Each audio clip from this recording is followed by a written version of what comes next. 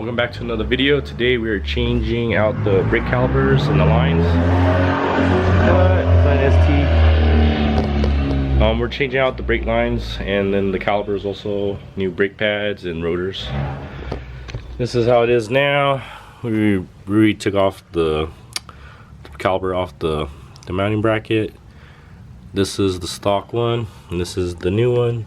The difference for the rear is just that it is vented. And then the front will be a 4-pot versus the single pot up over here.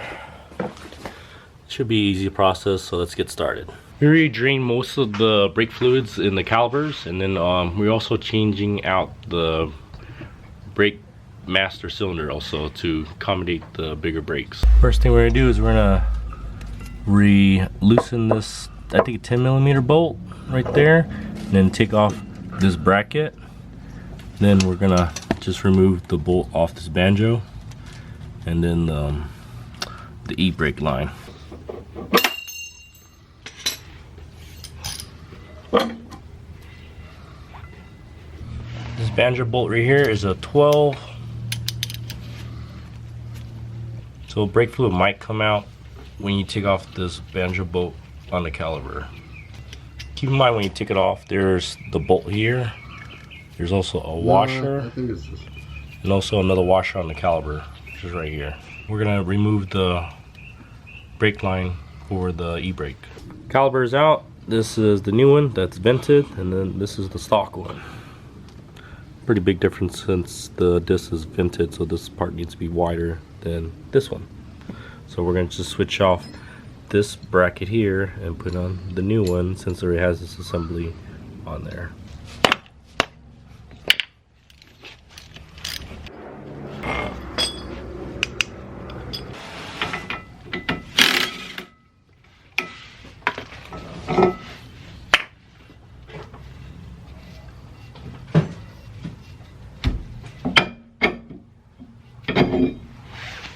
So just got the EBC rotors vented, stock not vented. Make sure you put them on. They are labeled left, so it rotates the other way.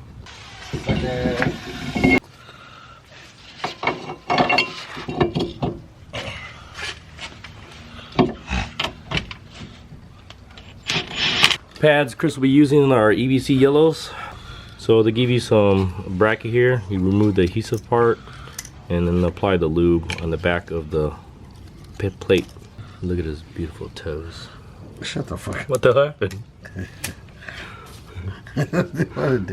There we go, just apply a small amount. We're compressing the piston back inside, so then we have room for the new brake pads because they're a lot more thicker.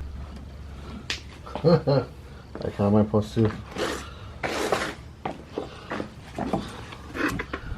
It's like I need something to push open by a little bit. Bad news, guys. The piston in the rear caliper is actually seized, and then we're not able to depress the piston back into the caliper. That way we can fit it onto the rotor itself. So Chris is actually going to take it to a shop to have it rebuild for both the rears. The fronts are fine, so we're gonna have to just wait on that until it gets rebuilt and we'll be able to put it onto the car. Then we'll be able to put the fronts on, and then yeah, that's pretty much it for this fail. Chris spoke to PBM, and then this is the spacers that we're using for the tie rod. They said all we need is this, and then we can use the stock inner and outer. We're deciding to keep the inner, the original one, and Chris bought some new OEM ones for the outer, so we're gonna install this. So in order to remove the inner tire, this is the boot on the driver's side, and then there's this metal strap. We're just gonna take it off. Well, we're gonna break it off with some pliers and see how that goes.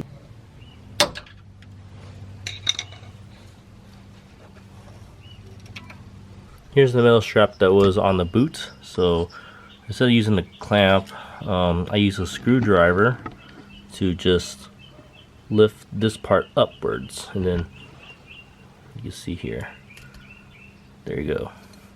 It just has some small grooves on this end right here to actually hold on to these holdings, and after that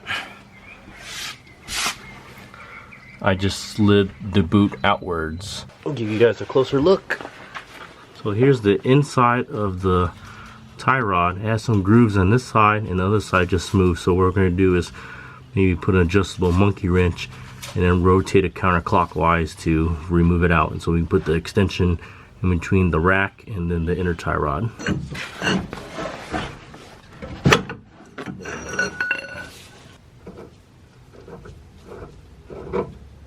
You're right. You're absolutely right. It's for the...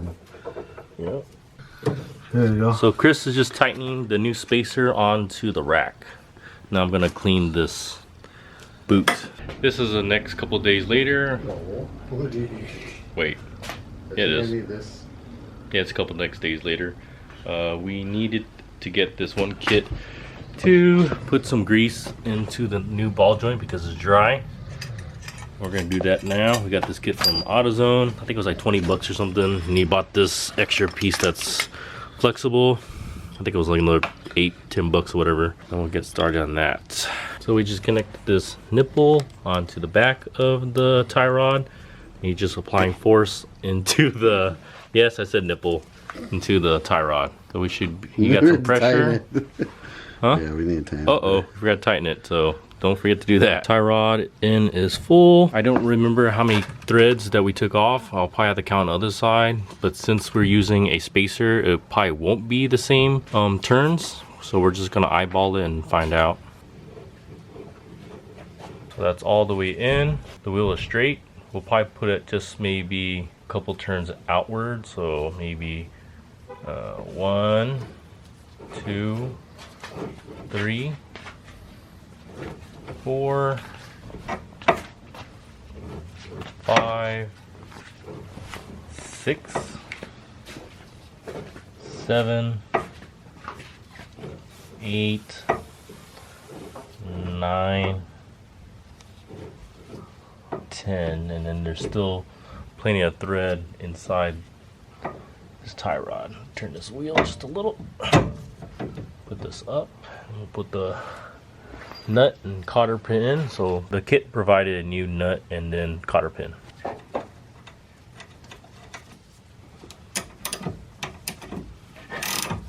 What I'm gonna do is I'm gonna tighten it until I can see the other side of the hole where the cotter pin goes. There we go. So that is in. Turn this around. I'm not gonna actually bend the cotter pin yet because I'm gonna see how the other side is to make sure both wheels are straight. So I'm gonna leave this nut undone also, and then we're gonna start on the next side. So the factory side was 16 turns. We kind of had to change it a little because the spacers and how we tightened the well, the spacer onto the rack. We did this side, we did 18 turns. The other side we did 17 turns, and we kind of got it pretty accurate where it's straight. We're gonna have to let the alignment shop do the rest of the job, but the tie rods are in, and next we're going to put in the front sway bar. Forgot to mention, we forgot to do is put the straps onto the inner boot, so we bought this from AutoZone. First we need to do is just like the rear sway bar, we need to lube the mounts onto the sway bar. Where you'll be mounting the front sway bar, this is the driver's side, underneath the car, between the CV boot here, this is the outside still, that's the inner tie rod. There's 2 bolts right here that will be mounting the sway bar. We're going to remove these first, and then we're going to work our way to the end links. I'm currently on the passenger side, so the orientation of the sway bar is that the arrow thing is aiming down. The ST sway bars, you'll be using your stock bolt, but they'll be giving you a washer, so make sure you put that on.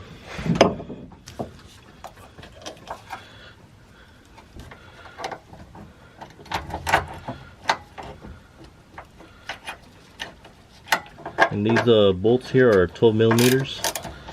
You know what? It's much more easier than the rear. Heck yeah.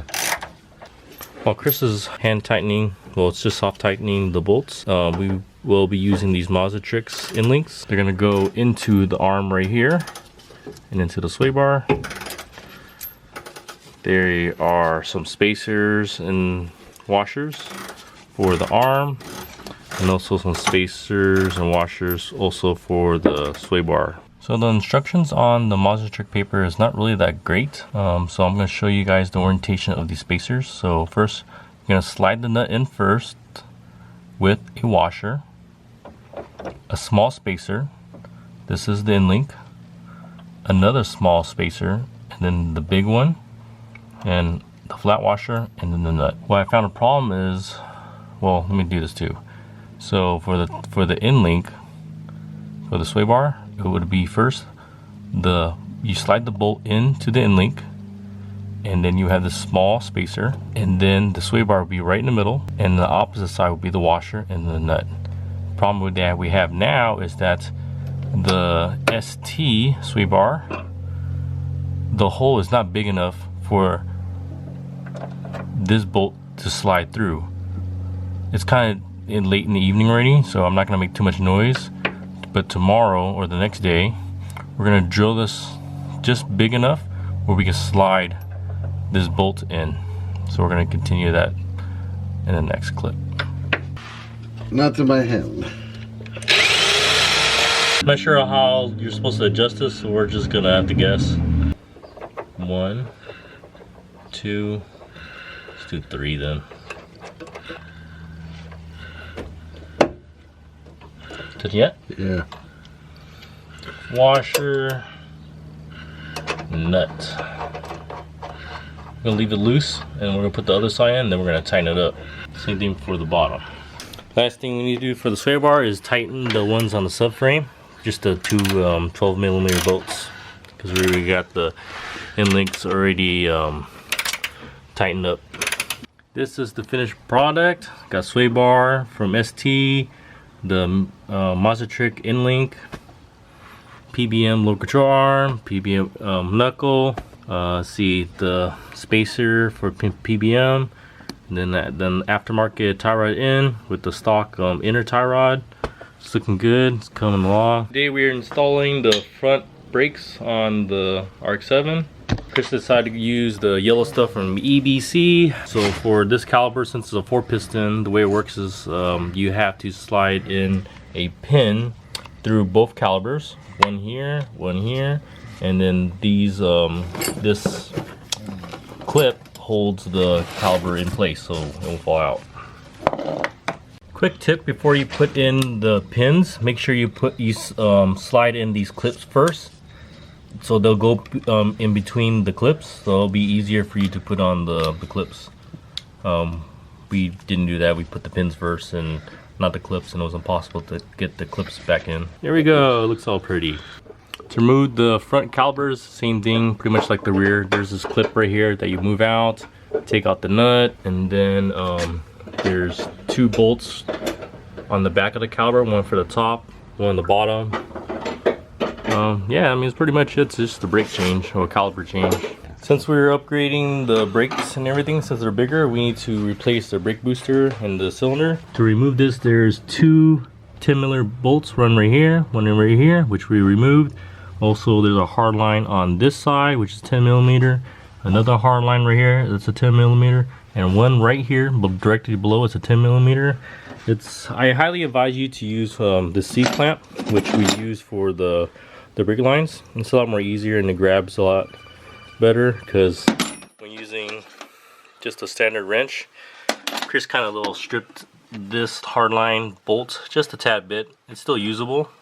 So yeah, use that C-clamp wrench. And also there's, I'm not sure if I mentioned, but there's a little clip here, plug, that we need to remove. That's it for this video. So if you guys like it, make sure you like, comment, subscribe. We'll see you guys in the next one.